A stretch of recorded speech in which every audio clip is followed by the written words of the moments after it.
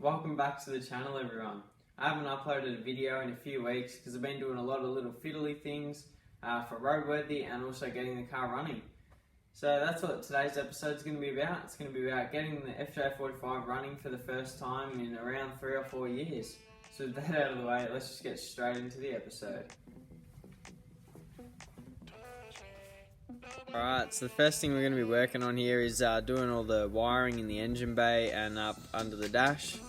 And most of that's working at the minute, so we've got enough done so that the car's able to be started. But I'm going to wait for my mechanic to come over and he's going to just check everything that I've done's right so I don't stuff anything up. And then we can start the car for the first time. Okay, so now while I'm waiting for my mechanic to come over, I'm going to go through and just tape up all these wires here in the engine bay that run down to the indicator lights, as well as just the ones over the other side for the same thing, and the ones that go through the firewall. And I'm going to start tucking up the rear loom, the one that's under the car here. I'm going to start tucking that up into the chassis rails and getting ready to install my new tail lights.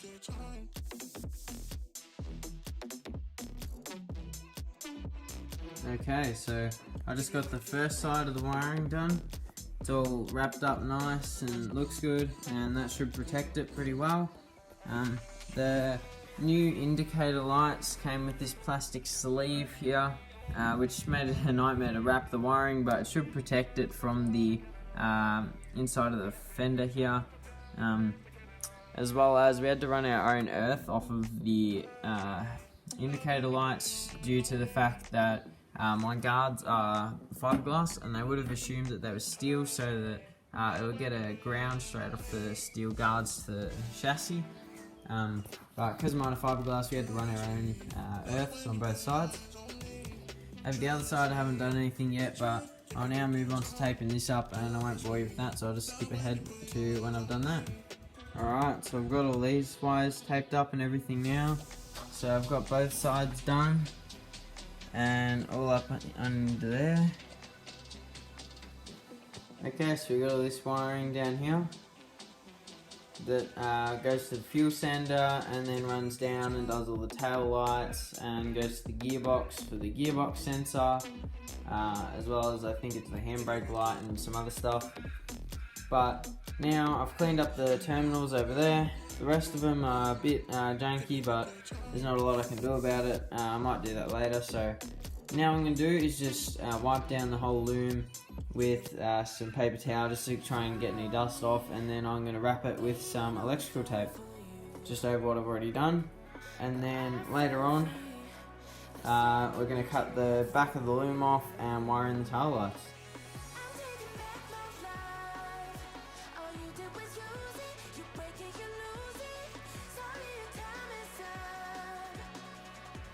Alright, so as you just saw, I was laying under the car there and got all that wiring taped up, so now I'm going to go ahead and plug it all in.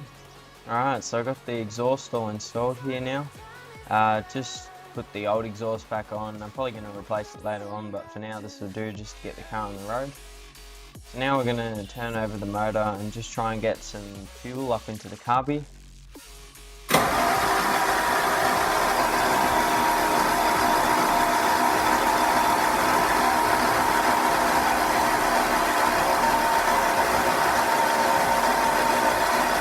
So we weren't getting any fuel up into the carby, so now we're pulling all the interior out to have a look and see what the problem was.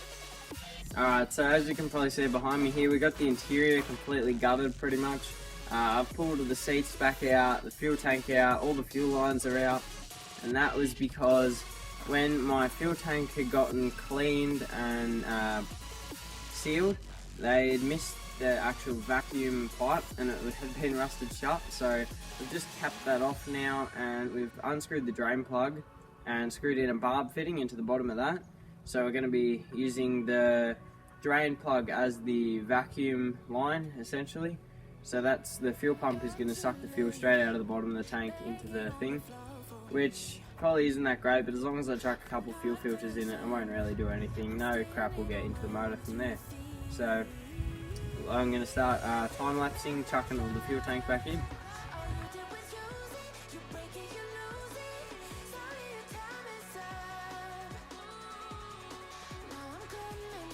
So my iPad just decided that it didn't want to keep filming for some reason. I don't know what's going on, but I got the fuel tank all in now. All the lines and everything are plumbed back up. I chucked a couple of grommets in the floor for the wiring and the hose.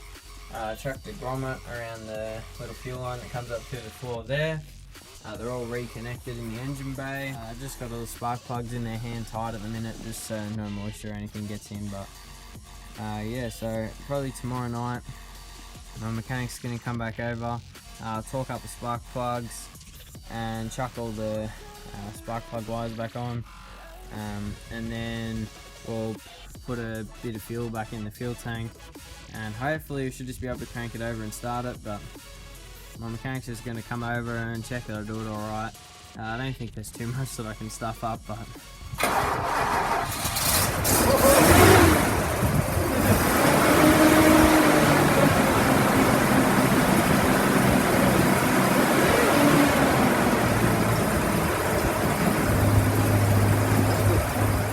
as you just saw, the car now runs. It's been 3 or 4 years at least since I've heard this thing run.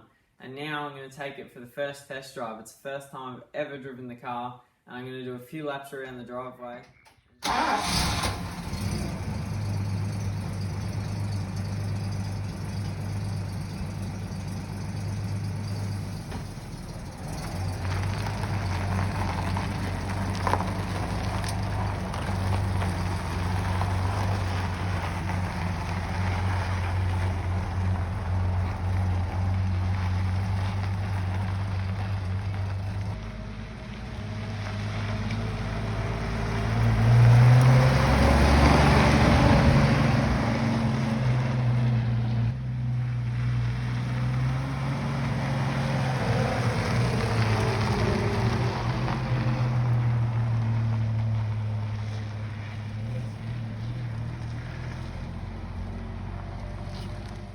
Thanks for watching, everyone. If you enjoyed, please make sure to go down below, leave a like and subscribe, because there's going to be plenty more videos of the FJ45 and also future projects.